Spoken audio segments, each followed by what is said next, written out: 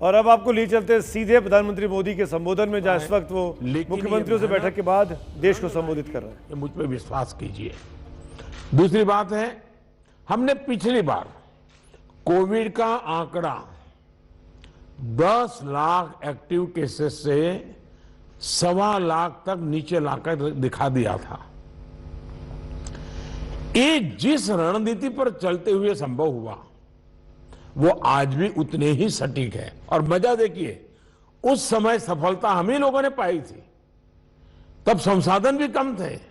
आज तो संसाधन ज्यादा है और अनुभव भी ज्यादा है, और इसलिए हम इस पीक को बहुत तेजी से नीचे ला सकते हैं, पीक को ऊपर जाते रोक भी सकते हैं। और अनुभव कहता है कि test, track, treat, covid appropriate behaviour और कोविड मैनेजमेंट, इन्हीं चीजों पर हमें बल देना है। और आप देखिए, अब एक विषय ऐसा आया है, मैं आप सभी मुख्यमंत्रियों से आग्रह करता हूं कि आप अपने राज्य की मशीनरी के द्वारा थोड़ा अगर एनालिसिस करें, सर्वे करें, और एक सवाल का जवाब हमें मिल सकता है क्या? मैं इसको सवाल के रूप में कह रहा हूं। होता क्या है कि इन दिनों कोरोना में, ये थोड़ा वेरिफिकेशन का विषय है, लेकिन आप भी उसको राज्य में करवा सकते हैं। पहले कोरोना के समय क्या होता था, हल्के फुल्के सिम्टम्स भी लोग डर जाते थे तो तुरंत एक्शन लेते थे। दूसरा, इन दिनों बहुत पेशेंट असिम्टोमेटिक है और उसके कारण उनको लगता है तो ऐसे ही थोड़ा जुकाम हो गया, ऐसा हो गया, कभी कभी तो वो भी नजर नहीं रहा, और उसके कारण वो परिवार में पहले की तरह ही जिंदगी जीते हैं और परिणाम स्वरूप पूरा परिवार लपेट जाता है और फिर इंटेंसिटी बढ़ती है। तब हमारे ध्यान आता है जो आज परिवार जो इसमें लपेट में आ रहे हैं, उसका मूल कारण है शुरुआत एसिम्टोमेटिक से होती है और केयरलेस होती है। उसका उपाय क्या है? उसका उपाय है प्रोएक्टिव टेस्टिंग। हम जितना ज्यादा टेस्टिंग करेंगे तो एसिम्टोमेटिक जो पेशेंट होगा वो भी ध्यान में आ जाएगा, तो परिवार में होम क्वारंटाइन वगैरह ढंग से कर लेगा। वो परिवार के साथ जैसे नॉर्मल जिंदगी जीता है वो नहीं जिएगा, और इसलिए पूरा परिवार जो आज सब लपेट में आ जाता है उसको हम बचा सकते हैं। और इसलिए हम अभी चर्चा जितनी वैक्सीन की करते हैं उससे ज्यादा चर्चा हमें टेस्टिंग की करने की जरूरत है, बल टेस्टिंग पर देने की जरूरत है। और हमने सामने से टेस्टिंग के लिए जाना है। उसको तकलीफ हो और फिर टेस्टिंग करने के लिए आए और फिर उसको पॉजिटिव नेगेटिव मिल जाए, और वो मैं समझता हूं क्रम हमारे लिए थोड़ा बदलना पड़ेगा। हमारे पास वायरस को कंटेन करने के लिए एक अहम तरीका है कि हम ह्यूमन होस्ट को कंटेन करें। मैंने पहले भी कहा था, ये कोरोना एक ऐसी चीज है कि जब तक आप उसको लेकर के नहीं आओगे घर में नहीं आता है, और इसलिए ह्यूमन सोर्स जो है हर एक को हमने जागरूक करना पड़ेगा, उसने नियमों का पालन करना होगा, ये बहुत आवश्यक है। और निश्चित तौर पर इसमें टेस्टिंग और ट्रैकिंग की बहुत बड़ी भूमिका है। हम टेस्टिंग को लाइट न लें। टेस्टिंग को हमें हर राज्य में इतना बढ़ाना होगा कि पॉजिटिव रेट कैसे भी करके 5% के नीचे ला करके रखा है। और आपको याद होगा, शुरू में जब कोरोना की खबरें आने लगी तो हमारे यहां कंपटीशन होने लगी, वो राज्य तो निकम्मा है, वहां बहुत बढ़ गया, फलाना राज्य बहुत अच्छा कर रहा है, राज्यों की आलोचना करना बड़ा फैशन हो गई थी। तो पहली मीटिंग में मैंने आप सबसे कहा था कि संख्या बढ़ने से आप जरा भी चिंता मत कीजिए, उसके कारण आपका परफॉर्मेंस बुरा है, प्रेशर में मत रहिए, आप टेस्टिंग पर बल दीजिए। और वो बात मैं आज भी कह रहा हूं, संख्या ज्यादा है इसलिए आप गलत कर रहे हैं, ये सोचने की जरूरत नहीं है। आप टेस्टिंग ज्यादा करते हैं, उसके कारण पॉजिटिव केस नजर आते हैं, लेकिन बाहर निकलने का रास्ता वही है। और जो आलोचना करने वाले हैं थोड़े दिन आलोचना सुननी पड़ेगी, लेकिन रास्ता तो टेस्टिंग का ही है। टेस्टिंग के कारण आंकड़ा बड़ा आ जाता है, आने दीजिए। उसके कारण कोई राज्य अच्छा है, कोई राज्य बुरा है, ऐसा मूल्यांकन का तरीका ठीक नहीं है। और इसलिए मेरा आपका आग्रह है कि इस प्रेशर से बाहर निकल जाइए, टेस्टिंग को बल दीजिए। भले पॉजिटिव केस ज्यादा आते हैं, आने दीजिए, लेकिन उसी का तो हम उपाय कर पाएंगे। और हमारी टारगेट 70%, 70% RT-PCR टेस्ट करने का है। कुछ जगह से मेरे पास खबर आई है, मैंने वेरीफाई नहीं किया है, कि कुछ लोग जो RT-PCR टेस्ट कर रहे हैं उसमें जो सैंपल लेते हैं उसमें बहुत लेथार्जिक है। ऐसे ही मुंह के आगे ही से सैंपल ले लेते हैं। ऐसा है, बहुत गहरे जाकर के सैंपल लिए बिना रियल रिजल्ट मिलता ही नहीं है। अगर आपने ऊपर ऊपर से ले लिया मुंह में थोड़ा सा डाल करके, तो जो रिजल्ट आएगा वो तो नेगेटिव ही आने वाला है। और इसलिए जब तक सुई को अंदर डाल करके सैंपल नहीं लेते हैं, जिन राज्यों में ये हो रहा है इसको रोकने के लिए कोशिश कीजिए। भले पॉजिटिव केस बढ़े, चिंता मत कीजिए, लेकिन पॉजिटिव केस होगा तो ट्रीटमेंट होगा, लेकिन वो नहीं होगा तो घर में फैलाता रहेगा, पूरे परिवार को, पूरे मोहल्ले को, पूरे टेनामेंट को, सबको लपेट लेगा। हमने पिछली मीटिंग में भी इस पर चर्चा की थी कि RT-PCR टेस्ट बढ़ाने की जरूरत है। और फिर मैं कहता हूं कि प्रॉपर सैंपलिंग और प्रॉपर होना चाहिए। आपने देखा होगा कुछ लैब सबको निगेटिव दे रही है, कुछ लैब सबको पॉजिटिव दे रही है, तो ये तो अच्छी चित्र नहीं है। तो कहीं कुछ कमी है और ये गवर्नेंस के माध्यम से हम लोग चेक करना होगा। कुछ राज्यों को इसके लिए इंफ्रास्ट्रक्चर बढ़ाने की जरूरत होगी, लेकिन इसे जितनी तेजी से करेंगे उतना ही मददगार होगा। लैब्स में शिफ्ट बनाने की जरूरत करनी है, तो मैं समझता हूं इसे भी किया जाना चाहिए।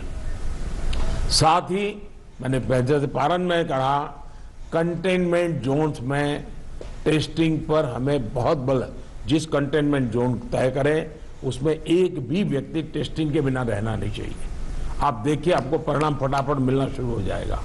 साथियों, जहां तक ट्रैकिंग का प्रश्न है, प्रशासनिक स्तर पर हर इन्फेक्शन के हर कॉन्टैक्ट को ट्रैक करना, टेस्ट करना और कंटेन करना, इनमें बहुत तेजी की जरूरत है। 72 आवर्स में कम से कम 30 कॉन्टैक्ट ट्रेसिंग से हमारा टारगेट कम नहीं होना चाहिए। एक व्यक्ति का खबर आया तो उसके 30 संबंधित लोगों जो भी मिले हैं उसको हमने करना ही पड़ेगा। कंटेनमेंट जोन की भी सीमाएं स्पष्ट होनी चाहिए, वेग नहीं होना चाहिए। पूरे के मोहल्ले, इलाके के इलाके, ऐसा मत करो। अगर 2 फ्लैट हैं, एक इमारत में 6 मंजिला है, तो फिर उतनों को ही करो। बगल का टावर है उसको बाद में देखो। अदरवाइज क्या होगा कि हम सब के सब सरल मार्ग यही है कि मेहनत कम पड़ती है, ये कर दो, उस दिशा में मत जाइए। आप सब इस दिशा में सक्रिय हैं, बस हमारी सतर्कता में कोई कमी नहीं आनी चाहिए, यही मेरा आग्रह रहेगा। हमें ये सुनिश्चित करना है कि कोविड फटीग के चलते जमीन तक जाते जाते प्रयासों में सुस्ती किसी भी प्रकार से नहीं आने देनी है। कई राज्यों में कॉन्टैक्ट ट्रेसिंग को पीरियोडिकली क्रॉस चेक करने के लिए भी टीम्स बनाकर काम किया है। इसके अच्छे नतीजे मिले हैं। हम सबको ये भी अनुभव है कि जहां कंटेनमेंट जोन में हेल्थ मिनिस्ट्री की एसओपीज का, और मैं मानता हूं ये एसओपी बड़े अनुभव से तैयार हुई है और समय समय पर उसको अपग्रेड किया गया है, उस एसओपी का प्रभावी पालन हो रहा है, वहां बहुत अच्छी सफलता मिल रही है। इसलिए मेरा ये सुझाव जरूर होगा कि इस और विशेष ध्यान दिया जाए। साथियों, हमने चर्चाओं के दौरान अभी मोर्टालिटी रेट पर चिंता जताई है। ये कम से कम रहे, इन पर भी हमें बहुत जोर देना है। और उसका मूल कारण यही है कि वो रूटीन लाइफ जीता है, मामूली बीमारी है सब मान लेता है, पूरे परिवार में फैला देता है और फिर एक स्थिति बिगड़ने के बाद अस्पताल तक आता है, फिर टेस्टिंग होता है और तब चीजें हमारे हाथ से निकल जाती है। हमारे पास हर हॉस्पिटल में डेथ एनालिसिस की जानकारी होनी चाहिए। किस स्टेज में बीमारी का पता चला, कब एडमिशन हुआ, मरीज को कौन कौन सी बीमारियां थी, मृत्यु के पीछे अन्य क्या फैक्टर्स रहे, ये डाटा जितना कॉम्प्रिहेंसिव होगा हमें उतने ही जीवन बचाने में बहुत आसानी होगी। साथियों, मैं आपकी भी जानकारी में है कि एम्स दिल्ली हर मंगलवार और शुक्रवार को इस विषय पर वेबिनार आयोजित करते हैं और देश भर के डॉक्टर्स उनसे जुड़ते हैं। ये लगातार होते रहना चाहिए। सभी राज्यों के अस्पताल इनसे जुड़ते रहें। जो नेशनल क्लिनिकल मैनेजमेंट प्रोटोकॉल चल रहा है उनकी जानकारी सबको रहे, ये भी जरूरी है। और ये लगातार कम्युनिकेशन की व्यवस्था है। जो मेडिकल फैकल्टी के लोग हैं उनको उन्हीं की भाषा में उन्हीं को लोग समझाएं, इसका प्रबंध है, इसका लाभ लेना चाहिए। इसी तरह एम्बुलेंसेस, वेंटिलेटर्स और ऑक्सीजन अवेलेबिलिटी की भी लगातार समीक्षा आवश्यक है। अभी तक जब पिछली बार हम पीक में थे, आज भी देश में उतना ऑक्सीजन का उपयोग नहीं हो रहा है और इसलिए एक बार एनालिसिस कर ले हम चीजों का, रिपोर्ट को जरा वेरीफाई कर ले हम। साथियों, एक दिन में हम 40 लाख वैक्सीनेशन के आंकड़े को भी पार कर चुके हैं। वैक्सीनेशन पर कई महत्वपूर्ण बिंदु इस चर्चा में हमारे सामने आए हैं। देखिए, वैक्सीनेशन में भी आपके अधिकारियों को लगाइए, दुनिया भर के समृद्ध से समृद्ध देश जिसके पास सब सुविधाएं उपलब्ध है, उन्होंने भी वैक्सीनेशन के लिए जो क्राइटेरिया तय किए हैं, भारत उनसे अलग नहीं है। आप जरा स्टडी तो कीजिए, आप पढ़े लिखे लोग आपके पास है, जरा देखिए तो सही। और नए वैक्सीन डेवलपमेंट के लिए जितना भी कोशिश हो रही है, मैक्सिमम वैक्सीनेशन और मैन्युफैक्चरिंग कैपेसिटी है, उसके लिए भी काम हो रहा है। और वैक्सीन के डेवलपमेंट से लेकर स्टॉक और वेस्टेज जैसे जरूरी बिंदुओं पर भी चर्चा हुई है। ये बात सही है। आपको मालूम है कि भी इतनी वैक्सीन बन पाती है। अभी ऐसा तो नहीं है कि इतने बड़े बड़े फैक्ट्रियां कोई रातों रात लग जाती हैं। जो हमारे पास अवेलेबल है उसके हमें प्रायोरिटाइज करना पड़ेगा। किसी एक राज्य में सारा माल रख करके हमें परिणाम मिल जाएगा, ये सोच ठीक नहीं है। हमें पूरे देश को ख्याल करके ही उसको मैनेजमेंट करना पड़ेगा। कोविड मैनेजमेंट का एक बहुत बड़ा पार्ट वैक्सीन वेस्टेज ये रोकना भी है। साथियों, वैक्सीन को लेकर राज्य सरकारों की सलाह, सुझाव और सहमति ने से ही देशव्यापी रणनीति बनी है। मेरा आप सभी से आग्रह होगा कि हाई फोकस्ड डिस्ट्रिक्शन जो है उनमें 45 साल के ऊपर 100% वैक्सीन के लिए लगातार प्रयास कीजिए। एक बार एक तो अचीव करके देखिए। मैं एक सुझाव देता हूं, क्योंकि ये कभी कभी वातावरण बदलने के लिए चीजें बहुत काम आती हैं। 11 अप्रैल ज्योतिबा फुले जी की जन्म जयंती है और 14 अप्रैल बाबा साहब आम्बेडकर जी की जन्म जयंती है। क्या हम 11 अप्रैल से 14 अप्रैल पूरे अपने राज्य में टीका उत्सव मना सकते हैं? एक पूरा वातावरण क्रिएट कर सकते हैं टीका उत्सव का। एक विशेष अभियान चलाकर हम ज्यादा से ज्यादा एलिजिबल लोगों को वैक्सीनेट करें। जीरो वेस्टेज तय करें हम। 3-4 दिन जो है टीका उत्सव में जीरो वेस्टेज होगा। वो भी हमारी वैक्सीनेशन कैपेसिटी को बढ़ा देगा। हमारी वैक्सीनेशन कैपेसिटी का ऑप्टिमम यूटिलाइजेशन ये हम लोग करें। और इसके लिए अवधि हमें यदि वैक्सीनेशन केंद्रों की संख्या बढ़ानी है तो उसको भी बढ़ाएं। पहले एक बार देखें कि हम 11 से 14 अप्रैल किस प्रकार से चीजों को मोबिलाइज कर सकते हैं। एक अचीवमेंट का सेटिस्फेक्शन मिलेगा, वातावरण बदलने में बहुत काम आएगा। और मैं भारत सरकार को भी मैंने कहा हुआ है कि जितनी मात्रा में हम वैक्सीनेशन पहुंचा सकते हैं पहुंचाने का प्रयास करें।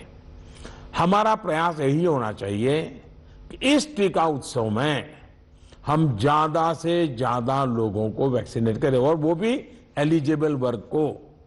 मैं देश के युवाओं से भी आग्रह करूंगा कि आप अपने आसपास के भी 45 साल के ऊपर के जो लोग हैं उनको वैक्सीन लगाने के लिए मदद करिए। मेरी नौजवानों से विशेष अपील है, आप हेल्दी हैं, सामर्थ्यवान हैं, आप बहुत कुछ कर सकते हैं, लेकिन अगर मेरा देश का नौजवान कोरोना के जो एसओपीज हैं, जो प्रोटोकॉल्स हैं, डिस्टेंस मेंटेन करने वाली बात है, मास्क पहनने वाली बात है, अगर मेरा देश का नौजवान इसको लीड करेगा तो कोरोना की कोई ताकत नहीं है कि मेरे नौजवान तक पहुंच जाए। हम पहले इस प्रिकॉशन को नौजवानों पर बल दें। नौजवानों को वैक्सीन के लिए जितना हम मजबूर करना चाहते हैं उससे ज्यादा उसको प्रोटोकॉल के लिए प्रेरित करें। अगर हमारा नौजवान इसको बीड़ा उठा लेगा, खुद भी प्रोटोकॉल का पालन करेगा, औरों से भी करवाएगा, तो आप देखिए वही स्थिति जैसे हम एक बार पीक पर जाकर के नीचे आए थे, दोबारा हम आ सकते हैं। इस विश्वास के साथ हम आगे चल सकते हैं। सरकार ने एक डिजिटल व्यवस्था बनाई है जिससे लोगों को वैक्सीन में मदद मिल रही है, और बहुत अच्छा अनुभव सब लोग लिखते भी हैं कि भाई मुझे बहुत अच्छा अनुभव रहा। लेकिन इस डिजिटल व्यवस्था से जुड़ने में जैसे भी परेशानी आ रही है, जैसे गरीब परिवार हैं उनके लिए टेक्नोलॉजी का समझ नहीं है, मैं नौजवानों से कहूंगा ऐसे परिवारों को मदद करने के लिए आप आगे आइए। हमारे एनसीसी हो, हमारे एनएसएस हो, ये हमारे राज्य के जो सरकार की व्यवस्थाएं हैं उनको हम काम में लगाएं ताकि लोगों को थोड़ी मदद मिले। हमने इसकी चिंता करनी चाहिए। शहरों में एक बहुत बड़ा वर्ग है जो गरीब है, बुजुर्ग है, झुग्गी झोपड़ी में रहता है, उन तक ये बातें पहुंचाएं, उनको हम वैक्सीनेशन के लिए ले जाएं। ये हमारे वॉलेंटियर्स को, सिविल सोसाइटी को, हमारे नौजवानों को हमारी सरकारें मोबिलाइज करें और उन्हें प्राथमिकता के आधार पर हम वैक्सीन लगवाना अगर हमारा प्रयास रहेगा तो हमें एक पुण्य का काम का संतोष मिलेगा और हमें उनकी चिंता जरूर करनी चाहिए। वैक्सीनेशन के साथ साथ हमें ये भी ध्यान रखना है कि वैक्सीन लगवाने के बाद भी लापरवाही न बरते। सबसे बड़ी संकट ये हो गया है कि भाई अब मुझे कुछ होगा ही नहीं। डे वन से मैं कह रहा हूं, दवाई भी और कड़ाई भी। हमें लोगों को ये बार बार बताना होगा कि वैक्सीन लगने के बाद भी मास्क वगैरह जो प्रोटोकॉल्स है उसका पालन और अनिवार्य है। इंडिविजुअल लेवल पर लोगों में मास्क और सावधानी को लेकर जो लापरवाही आई है उसके लिए फिर से जागरूकता जरूरी है। जागरूकता के इस अभियान में हमें एक बार फिर समाज के प्रभावी व्यक्तियों, सामाजिक संगठनों, सेलिब्रिटीज, ओपिनियन मेकर्स अपने साथ जोड़ना होगा। और इसके लिए मेरा आग्रह है कि गवर्नर नाम की जो अपने यहाँ इंस्टीट्यूट है उसका भी भरपूर उपयोग किया जाए। क्या गवर्नर साहब के नेतृत्व में, मुख्यमंत्री जी के मार्गदर्शन में ऑल पार्टी मीटिंग, राज्य तो सबसे पहले कर लें, राज्य ऑल पार्टी मीटिंग करें और ऑल पार्टी मीटिंग करके एक एक्शनेबल पॉइंट तय करें। फिर मेरा आग्रह है कि गवर्नर साहब और मुख्यमंत्री मिलकर के जितने भी इलेक्टेड लोग हैं उनका वर्चुअल वेबिनार करें। पहले अर्बन बॉडीज का करें, फिर रूरल बॉडीज का करें, जितने लोग चुन करके आए हैं उनसे करें और उनके सामने सभी आपके असेंबली में जो जीत करके लोग आए हैं उसके जो फ्लोर लीडर हैं सब संबोधित करें। तो एक पॉजिटिव मैसेज अपने आप शुरू हो जाएगा कि भाई इसमें राजनीति नहीं करनी है, सबने मिलकर के करना है। तो मैं समझता हूं एक तो ये प्रयास करना चाहिए।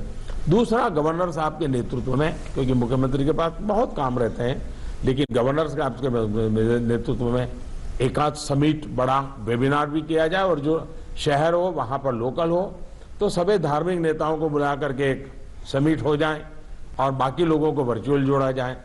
जो सिविल सोसाइटी के लोग हैं, एक आध समिट उनका कर लिया जाए। जो सेलिब्रिटीज हैं, लेखक हैं, कलाकार हैं, खिलाड़ी हैं, उनको एक बार कर लिया जाए। मैं समझता हूं कि ये गवर्नर के माध्यम से इस प्रकार के लगातार भिन्न भिन्न समाजों के लोगों को जोड़ने का एक मूवमेंट चलाया जाए, और यही बात कि भाई आप इन प्रोटोकॉल का फॉलो कीजिए, टेस्टिंग पर बल दीजिए। हमारा क्या हुआ है, हम एकदम टेस्टिंग भूल करके वैक्सीन पे चले गए। वैक्सीन जैसे जैसे प्रोडक्ट होगी, जैसे जैसे पहुंचेगी। हमने लड़ाई जीती थी बिना वैक्सीन को। वैक्सीन आएगी कि नहीं आएगी वो भी भरोसा नहीं था, तब हम लड़ाई जीते। तो आज हमें इस प्रकार से भयभीत होने की कोई जरूरत नहीं है, लोगों को भयभीत होने नहीं देना है। अगर हम जिस तरीके से लड़ाई को लड़े थे उसी तरीके से लड़ाई को जीत सकते हैं। और जैसा मैंने कहा, पूरे परिवार लेपट में आ रहे हैं, उसका मूल कारण जो मुझे नजर आता है, फिर भी आप लोग उसको वेरीफाई कीजिए। मैं क्लेम नहीं कर रहा हूं किसी चीज का, मैं सिर्फ अपना ध्यान आकर्षित करता हूं कि एसिम्प्टोमेटिक कारणों से शुरू में परिवार में ये फैल जाता है, फिर अचानक परिवार में जो पहले से बीमार व्यक्ति है या कुछ करने वाला है, वो एकदम से नए संकट में आ जाता है, फिर पूरा परिवार संकट में आ जाता है। और इसलिए मेरा आग्रह है, प्रोएक्टिवली हमने टेस्टिंग पर बल देना होगा। हमारे पास व्यवस्थाएं हैं, हिंदुस्तान के हर जिले में लैब बन चुकी हैं। एक लैब से शुरू किया था हमने, आज हर जिले में लैब पहुंच गई है, और हम इस चीज को बल ना दे तो कैसे होगा। इसलिए मेरा आग्रह है, जहां तक राजनीति करना न करने का सवाल है, मैं तो डे वन से देख रहा हूं, भांति भांति के बयानों को झेल रहा हूं, लेकिन मैं कभी मुंह खोलता नहीं हूं, क्योंकि मैं मानता हूं ये हिंदुस्तान के लोगों की सेवा करना पवित्र हमारा जिम्मेवारी है। हमें ईश्वर ने इस समय ये कठिन परिस्थिति में सेवा करने का जिम्मा दिया है, हमने इसको निभाना है। जो राजनीति करना चाहते हैं वो कर ही रहे हैं, उनके लिए मुझे कुछ कहना नहीं है, लेकिन हम सभी मुख्यमंत्री अपने राज्य के सभी दलों को बुला करके, सभी प्रकार के लोगों को साथ रख करके अपने राज्य में स्थिति को बदलने के लिए आगे आएंगे। मुझे पक्का विश्वास है इस संकट को भी हम देखते ही देखते पार करके निकल जाएंगे। फिर एक बार मेरा यही मंत्र है, दवाई भी और कड़ाई भी। ये इस विषय में कोई कॉम्प्रोमाइज मत कीजिए जी। मैंने पिछली बार भी कहा था कि आपको जुकाम की दवा ले ली और बाहर बारिश आ रही है, आप कहें मैं छाते का उपयोग नहीं करूंगा, ये नहीं चल सकता है। आपको अगर जुकाम हुआ है, दवाई ली है, ठीक हुए, तो भी अगर बारिश आ रही है तो आपको छाता रखना ही पड़ेगा, रेनकोट पहनना ही पड़ेगा। वैसा ही ये कोरोना एक ऐसी बीमारी है, जैसे हर प्रोटोकॉल में फॉलो करते इसको भी करना पड़ेगा। और मैं ये कहूंगा कि जैसे हमने पिछली बार कोरोना को नियंत्रित किया था, वैसे ही हम इस बार भी कर लेंगे। मेरा पक्का विश्वास है और मेरा आप पर भरोसा है। आप अगर इनिशिएटिव लेंगे, चिंता करेंगे और फोकस टेस्टिंग पे कीजिए। वैक्सीनेशन की व्यवस्था एक लंबे कालखंड के लिए है, जो निरंतर चलानी होगी, वो चलाते रहेंगे। आज बल हम इस पर दें, और जो एक टीका उत्सव एक ब्रेक थ्रू करने के लिए तय किया है, उस टीका उत्सव पर हम एक नई सफलता प्राप्त करें। एक नया विश्वास पैदा करने के लिए एक छोटा सा अवसर काम आ सकता है। मैं फिर एक बार आपके सुझावों की प्रतीक्षा करूंगा। बहुत बहुत धन्यवाद।